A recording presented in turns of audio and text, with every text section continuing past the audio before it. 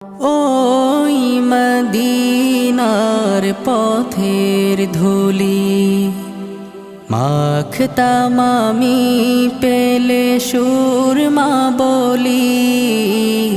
ওই মদিনার পথের ধুলি মাখতাম আমি পেলে সুরমা বলি। ফিরে পেত এ নয়নে নূরেরি আধার, ডেকে নাও রওজা তোমার রাসূলুল্লাহ।